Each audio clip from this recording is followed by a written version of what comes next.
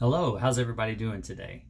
So in today's video, I just want to give a quick update on how my second semester of Nurse Practitioner school is going, how my classes are going, and a few study tips and a few things that I learned recently or that I've kind of tweaked and perfected, so to speak, in my study plan and my daily studying habits. Man, if I wish I would have known these a little bit sooner, maybe in undergraduate school and that kind of thing. So right now I'm going into week 10 out of 16 weeks in my second semester of my acute care nurse practitioner program. My current classes, I'm taking advanced pharmacology and theory in nursing, or theory of nursing. I don't even know the name of the class, so it just goes to show you I'm probably not doing that well in it. No, you know, I'm doing okay in that class. I really hate to say I hate the class, but I'm just not a big fan of theory. I'm not a big fan of going over, you know, the different family nursing theories and the different theories in nursing. I personally feel like that time could be better spent learning the ins and outs of prescribing medication or pharmacology. I feel like it takes away from my class in pharmacology. My pharmacology class is a 4-credit class. My theory class is a 3-credit class. And I spend so much time stressing and worrying over, you know, little nitpicky things like, is this an APA format? Did I put this reference in correctly? Did I cite this correctly? It's been really stressful as far as just the writing and the mechanics and the things that go into the essays and the different presentations, the PowerPoint presentations that are due. So again, yeah, I feel like I could spend that time learning, again, pharmacology, because personally, you know, without going to a big tangent, but, you know, personally, I feel like if I wanted to go into research, or if I wanted to do research or conduct research, understanding research is important.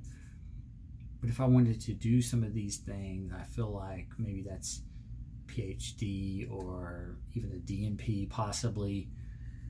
But for me, I want to prescribe medications, diagnose. I want to learn how to be a provider, and I don't feel like reading these theories is helping me do that. But with that said, I'm trying to stay positive and keep a positive attitude.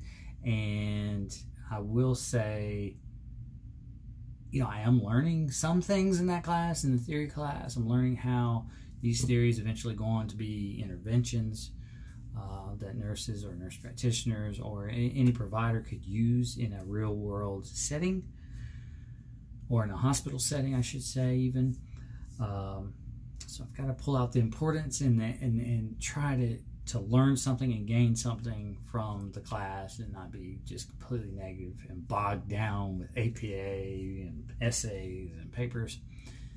But pharmacology, I absolutely love it. I love learning the mechanisms of action of different medications in a more in-depth, you know, just a deeper knowledge of these medications than what I knew in undergrad or as an LPN. So that's really great. Learning, you know, what medications are the first line, the second line, and the third line treatments for a certain disease like osteoarthritis. Or right now, you know, you're learning about diabetes and you know, metformin and glyburide and all the different medications and which ones to use for what type of patients. If the patients have CKD or chronic kidney disease, or if they have CHF, you know, you can use this one with CHF, but you can't use this one with CHF, and you can use this one with kidney disease, but you can't, you know. It gets very confusing, and it takes a lot of time to learn that, a lot of repetition to learn those interactions. And honestly, I'm not going to learn them in this class. Like, this is a lifelong learning process that it's going to take not just the whole program, but when I graduate, This is why doctors go to school for so long, to learn this. You know, I've talked to several people and I'm telling them, like, listen, yeah, you could essentially do the assignments, pass and get by, but I feel like to be a good provider, you really have to spend hours every day studying. Yes, hours every day studying. And it's difficult, you know, with kids and being in the military and working. Man, those things get difficult, but I try to find time every day. But now what I'm learning is how to be more effective with my studying, how to maximize the time when I do have the time to study, and I'm still tweaking that and learning how to do that. Maybe I'll do a video on that coming up. But some of those things, such as active recall, spaced repetition, there's things called Anki, or which is like a flashcard system, and it's, you know, you'll make a flashcard, you'll look at it. If you got it wrong, you'll repeat it till you get it right. It has certain times on Anki.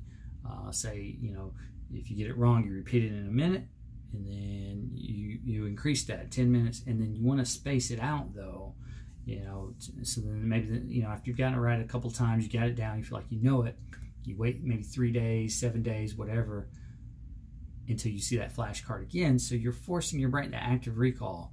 You're having to be like, whoa, wait a minute, this looks familiar. And even at that 3-day, 7-day mark, you know, the objective isn't to always get it right, which kind of sounds odd, but it's really for that moment of, wait a minute, this looks familiar.